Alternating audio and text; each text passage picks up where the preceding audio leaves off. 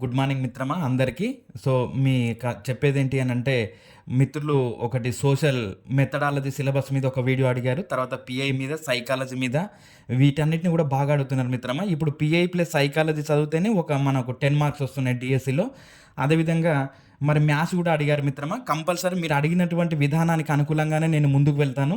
So, కాబట్టి మీరు ఆ విషయాన్ని గమనించగలరు మిత్రమా. మీకు కావాల్సినటువంటి కంటెంట్‌ను మన కామెంట్ రూపంలో తెలియజేయండి మిత్రమా మర్చిపోకుండా. అదేవిధంగా మనం ఈరోజు అంశం చూస్తే రేఖాగణితము, దీన్ని జామెట్రీ అని అంటాము. జియో ప్లస్ మెట్రియన్ అనేటటువంటి 2 గ్రీకు భాషా పదాల నుండి వచ్చింది. అంటే భూమి కొలతలను గురించి చదివేటటువంటి శాస్త్రాన్ని మనం జామెట్రీ అని అంటాం. ఫాదర్ ఆఫ్ జామెట్రీ యూక్లిడ్, ఇదంతా మనకు తెలుసు. సో, మరి ఈ రేఖాగణితాన్ని ఎలా మనం షార్ట్ అవుట్ చేసుకోవాలి, దానిని స్టార్టింగ్ నుంచి ఎండింగ్ వరకు మొత్తం కూడా ఇచ్చాను మిత్రమా. సో, చూస్తే మనకు అనిర్వచనీయ పదాలు, ఎలాంటి నిర్వచనం అవసరం లేనటువంటి పదాలను మనం అనిర్వచనీయ పదాలు అని అంటాం. ఉదాహరణకు బిందువు, రేఖ, తలము, సూర్యుడు, అంతరాళం, వీటికి. తర్వాత నిర్వచనీయ పదాలు అనంటే ఏంటి అనంటే, నిర్వచించగలిగినటువంటి పదాలను మనం నిర్వచనీయ పదాలు అని అంటాము. త్రిభుజము, చతుర్భుజము, బహుభుజి, వృత్తము, గోళము. వృత్తము అంటే స్థిర బిందువు నుండి స్థిర దూరంలో ప్రయాణించే అనంత బిందువుల సముదాయాన్ని మనం వృత్తము అని అంటాము. 3 భుజాలతో ఏర్పడినటువంటి సరళ సంవృత పటాన్ని మనం త్రిభుజము అని అంటాం. అంటే నిర్వచించడానికి వీలైనటువంటి పదాలను మనము నిర్వచనీయ పదాలు అని. స్వీకృతాలు అంటే స్వయం సిద్ధమైనటువంటి సత్యాలను మనం స్వీకృతాలు అని అంటాము. ఈ స్వీకృతాలు అనిర్వచనీయ, నిర్వచిత, స్వీకృతాల ఆధారంగా ఏర్పడినవే మనకు సిద్ధాంతాలు. తర్వాత మరి జామెట్రీలో ఉన్నటువంటి ప్రాథమిక భావనలు చూస్తే బిందువు, రేఖ లేదా సరళ రేఖ, రేఖాఖండము, కిరణము, సరేఖీయ బిందువులు, ఖండన రేఖలు, సమాంతర రేఖలు. బిందువు అని అంటే ఒక ప్రాంతం యొక్క ఉనికిని సూచించే దాన్ని మనము బిందువు అని అంటాం. దీనికి పొడవు, వెడల్పు, ఎత్తుండవు, కేవలం స్థితిని మాత్రమే తెలియజేస్తుంది. రేఖ అంటే రుజుమార్గంలో ప్రయాణించే అనంత బిందువుల సముదాయాన్ని మనము రేఖ లేదా సరళ రేఖ అని అంటాము. రేఖాఖండము అని అంటే తొలి మరియు తుది బిందువులను కలిగినటువంటి దానిని మనం రేఖాఖండం అని అంటాము. తొలి బిందువు కలిగి తుది బిందువు లేని రేఖలోని భాగాన్ని మనం కిరణము అని అంటాము. ఇవన్నీ కూడా మనకు సరళరేఖ నుండే ఏర్పడతాయి. మరి కోణము అంటే ఒకే తొలి బిందువు గల 2 కిరణాల సమ్మేళనాన్ని మనం కోణము అని అంటాము. ఫర్ ఎగ్జాంపుల్ చూస్తే ఒకే తొలి బిందువు గల 2 కిరణాల సమ్మేళనాన్ని మనం కోణము అని అంటాము. కోణానికి ప్రమాణం డిగ్రీ. మరి డిగ్రీ అంటే ఏంటి అని అంటే, ఒక సంపూర్ణ భ్రమణంలో 360వ భాగాన్ని మనం డిగ్రీ అని అంటాము. కోణాలు రకాలు చూస్తే ప్రాథమిక కోణాలు, గౌణ కోణాలు, పూరక కోణాలు. ప్రాథమిక కోణాలలో 0 డిగ్రీల కోణాన్ని మనం శూన్యకోణం అని, లంబకోణం అంటే 90 డిగ్రీలు, లంబకోణానికి మరొక పేరు సమకోణము, సరళకోణం అంటే 180 డిగ్రీల కోణాన్ని సరళకోణం అని, 360 డిగ్రీల కోణాన్ని సంపూర్ణ కోణము అని అంటాం. అదేవిధంగా మరి గౌణ కోణాలు చూస్తే అల్పకోణము లేదా లఘుకోణం అంటే 0 డిగ్రీల కంటే ఎక్కువ, 90 డిగ్రీల కంటే తక్కువగా ఉన్నదాన్ని మనం అల్పకోణం లేదా లఘుకోణం అని అంటాం. అధిక కోణము లేదా గురుకోణం అంటే 90 డిగ్రీల కంటే ఎక్కువ, 180 డిగ్రీల కంటే తక్కువగా ఉంటే దాన్ని మనం అధిక కోణము లేదా గురుకోణం అని అంటాం. పరావర్తన కోణం అంటే 180 డిగ్రీల కంటే ఎక్కువ, 360 డిగ్రీల కంటే తక్కువగా ఉంటే దాన్ని మనం పరావర్తన కోణం అని అంటాం.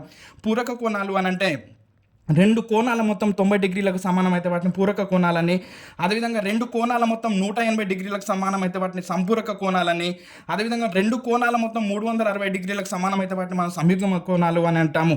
ఈ విధంగా ఇవి కోణాలు రకాలు. అదేవిధంగా బహుభుజులు అంటే 3 లేదా అంతకంటే ఎక్కువ భుజాలు కలిగినటువంటి సరళ సమృద్ధ పటాన్ని మనము బహుభుజి అని అంటాము. క్రమ అంటే ఏంటి అని అంటే, క్రమ బహుభుజి అంటే ఏంటి అని అంటే, అన్ని భుజాల పొడవులు అన్ని కోణాల కొలతలు సమానంగా ఉంటే దాన్ని మనం క్రమ బహుభుజి అని అంటాము. అంటే క్రమ అని పెట్టిన దాని పేరు ముందు అని అంటే అందులో భుజాల పొడవులు సమానం, కోణాల కొలతలు సమానం. అంటే ఇక్కడ క్రమాన్ని పెట్టకున్నా కూడా సమానమయ్యేట అన్ని సమానంగా ఉన్నటువంటి బహుభుజులు ఏంటి అని అంటే, సమబాహు త్రిభుజము, చతురస్రము. అంటే సమబాహు త్రిభుజంలో 3 కోణాల కొలతలు సమానం, 3 భుజాల పొడవులు సమానం. చతురస్రంలో అన్ని అంటే కోణాల కొలతలు సమానము, భుజాల పొడవులు సమానం. ఆ విధంగా దీనికి క్రమాన్ని పెట్టకున్నా కూడా సమానంగా ఉండేటటువంటి అంశాలు సమబాహు త్రిభుజము, చతురస్రం. అదేవిధంగా మరి క్రమ పంచభుజి, క్రమ షడ్భుజి అని అంటే అన్ని భుజాల పొడవులు అన్ని కోణాల కొలతలు సమానంగా ఉంటే దాన్ని క్రమ పంచభుజి, క్రమ బహుభుజి అని అంటాం. కుంభాకార లేదా ఉన్నతోదర అంటే ఒక బహుభుజిలో ప్రతి అంతర కోణం విలువ 180 డిగ్రీల కంటే తక్కువగా ఉంటే దాన్ని కుంభాకార లేదా ఉన్నతోదర బహుభుజి అని అంటాం. ఇది లెస్ దెన్ మిత్రమా. లెస్ దెన్ దగ్గర గ్రేటర్ దెన్ దగ్గరే కన్ఫ్యూజ్ కాకండి మిత్రమా. లెస్ దెన్ స్పెల్లింగ్ ఏంటి? LESSTH, less than. ఎల్ ఎటువైపు ఉంటే, ఎల్ ఎటువైపు ఓపెన్ అయి ఉంటే అటు సైడ్ అది లెస్ దెన్. గుర్తుపెట్టుకోండి మిత్రమా. దీనికి ఆపోజిట్ గ్రేటర్ దెన్. ఇంక ఇక్కడ ఎక్కడ మర్చిపోకండి. ఎల్ ఎల్ ఎటు సైడ్ ఓపెన్ ఉంటే అది లెస్ దెన్. సో ఆ తర్వాత దానికి ఆపోజిట్ గ్రేటర్ దెన్ అవుతుంది, రైట్. పుటాకార లేదా నతోదర అని అంటే ఒక బహుభుజంలో ఏదైనా ఒక అంతరకోణం విలువ 180 డిగ్రీల కంటే ఎక్కువగా ఉంటే దాన్ని మనము పుటాకార లేదా నతోదర అని అంటాం. కర్ణము అంటే ఏంటి అని అంటే ఒక బహుభుజంలో ప్రతి శీర్షం నుండి వాటి పక్క శీర్షాలకు కాకుండా మిగతా శీర్షాలకు గీచినటువంటి రేఖాఖండాన్ని మనము కర్ణము అని అంటాం. ఇంకొకసారి చూడండి మిత్రమా, ఇది ఒక శీర్షము, ఈ శీర్షం నుండి దాని పక్క శీర్షాన్ని కాకుండా ఎదుటి శీర్షాన్ని కలిపేటటువంటి ఒక శీర్షం నుండి ఎదుటి శీర్షాన్ని కలిపేటటువంటి రేఖాఖండాన్ని మనం ఏమంటాము అని అంటే కర్ణము అని అంటాం. మరి చూస్తే త్రిభుజము యొక్క ధర్మాలను మనం 3 రకాలుగా చూస్తాం. అసమాన ధర్మాలు, సమాన ధర్మాలు, అపాత ధర్మాలు. అసమాన ధర్మాలు భుజాల కొలతల గురించి చెప్తాయి, సమాన ధర్మాలు కోణాల కొలతల గురించి తెలుపుతాయి. అపాత ధర్మాలు త్రిభుజంలో ఏర్పడే సరళ రేఖల గురించి తెలుపుతాయి. మరి మనకు భుజాల ఆధారంగా త్రిభుజాలు సమబాహు త్రిభుజం, సమద్విబాహు త్రిభుజం, విషమబాహు త్రిభుజం. సమబాహు త్రిభుజం అని అంటే 3 భుజాల పొడవులు సమానంగా ఉంటాయి, అది సమబాహు త్రిభుజం. సమద్విబాహు అని అంటే ఒక త్రిభుజంలో ఏవైనా 2 భుజాల పొడవులు సమానంగా ఉంటే దాన్ని సమద్విబాహు అని అంటాం. విషమబాహు అంటే 3 భుజాల పొడవులు వేరువేరుగా ఉంటుంది, దాన్ని విషమబాహు. మరి అల్పకోణ కోణాల ఆధారంగా అల్పకోణ త్రిభుజము, అధిక కోణ త్రిభుజము, లంబకోణ త్రిభుజము, లంబకోణ సమద్విబాహు త్రిభుజం. అల్పకోణ త్రిభుజం అంటే ఏదైనా ఒక కోణం విలువ 90 డిగ్రీల కంటే తక్కువగా ఉంటే దానిని మనం అల్పకోణ త్రిభుజం అని. అధిక కోణము అని అంటే 90 డిగ్రీల కంటే ఎక్కువ, 180 డిగ్రీల కంటే తక్కువగా ఉంటే అది అధిక కోణ త్రిభుజం అని. అంటే ఏదైనా ఒక అంతరకోణం విలువ ఎలా ఉండాలి అని అంటే 90 డిగ్రీల కంటే ఎక్కువగా ఉండాలి. సో ఇలా మనం లంబకోణ త్రిభుజం అంటే 90 డిగ్రీలు కాగల ఏదైనా ఒక భుజంలో ఒక కోణము 90 డిగ్రీలుగా ఉంటే దాన్ని మనం లంబకోణం అంటాం. లంబకోణ సమద్విబాహు అంటే ఒక లంబకోణము 2 సమానంగా ఉండాలి, అంటే 90, 45, 45 ఇలా ఉంటే మనం దాన్ని లంబకోణ సమద్విబాహు త్రిభుజం అని అంటాం. మరి త్రిభుజంలో ఏర్పడే సరళ రేఖల గురించి చూస్తే సమద్విఖండన రేఖ, లంబ సమద్విఖండన రేఖ, కోణ సమద్విఖండన రేఖ. మరి మిలిత రేఖలు లేదా అనుశక్త రేఖలు అని అంటే 3 లేదా అంతకంటే ఎక్కువ రేఖలు ఒకే బిందువు గుండా వెళ్తే వాటిని మనం మిలిత రేఖలు లేదా అనుశక్త రేఖలు అని అంటాం. పరివృత్తం అని అంటే త్రిభుజ శీర్షాల గుండా పోయేటటువంటి వృత్తాన్ని మనం పరివృత్తం అని అంటాం. పరివృత్త కేంద్రం అనగా త్రిభుజ భుజాల లంబ సమద్విఖండన రేఖల మిలిత బిందువునే మనము పరివృత్త కేంద్రం అని అంటాం. మనం దీన్ని ఎస్ చేత సూచిస్తాం. మరి అంతర్వృత్త కేంద్రం అంటే అంతర్వృత్తం అంటే త్రిభుజ భుజాలను తాకుతూ పోయే వృత్తాన్ని మనము అంతర్వృత్తం అని అంటాము. అంతర్వృత్త కేంద్రం త్రిభుజ కోణ సమద్విఖండన రేఖల మిలిత బిందువునే మనము అంతర్వృత్త కేంద్రం అని అంటాం. అంతర్వృత్తం వేరు, అంతర్వృత్త కేంద్రం వేరు మిత్రమా. అంతర్వృత్త కేంద్రాన్ని మనం ఐ చేత సూచిస్తాం. ఉన్నతి లేదా ఎత్తు అని అంటే త్రిభుజంలో ఏదైనా శీర్షం నుండి ఎదుటి భుజాన్ని గీచిన లంబమును మనం ఉన్నతి లేదా ఎత్తు అని అంటాం. మరి లంబ కేంద్రం అంటే ఏంటి అని అంటే త్రిభుజ ఉన్నతుల మిలిత బిందువును లంబ కేంద్రము అని అంటాము. దీన్ని హెచ్ లేదా ఓ చేత సూచిస్తాము. మధ్యగత రేఖ అనగా త్రిభుజంలో ఏదైనా శీర్షం నుండి ఎదుటి భుజం మధ్య బిందువును కలిపే రేఖాఖండాన్ని మధ్యగత రేఖ అని అంటాము. మరి ఈ గురుత్వ కేంద్రం అంటే ఏంటి అని అంటే దీన్ని క్యాపిటల్ జీ చేత సూచిస్తాము. త్రిభుజం మధ్యగత రేఖల మిగతా బిందువును మనం గురుత్వ కేంద్రం అని అంటాం. ఒక్కసారి చూడండి మిత్రమా, పరివృత్త కేంద్రం, అంతర్వృత్త కేంద్రము, ఉన్నతుల కేంద్రము, లంబ కేంద్రం. అదేవిధంగా మధ్యగతలు గురుత్వ కేంద్రం, మధ్యగత రేఖల సహాయంతో ఏర్పడేది గురుత్వ కేంద్రం.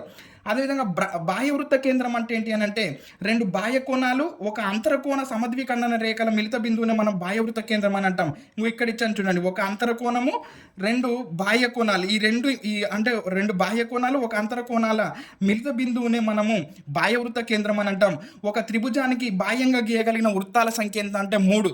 మరి సరూప త్రిభుజాలు అని అంటే అనురూప కోణాలు సమానంగా ఉండి అనురూప భుజాల అనుపాతంలో ఉంటే మనం వాటిని సరూప త్రిభుజాలు అని అంటాం.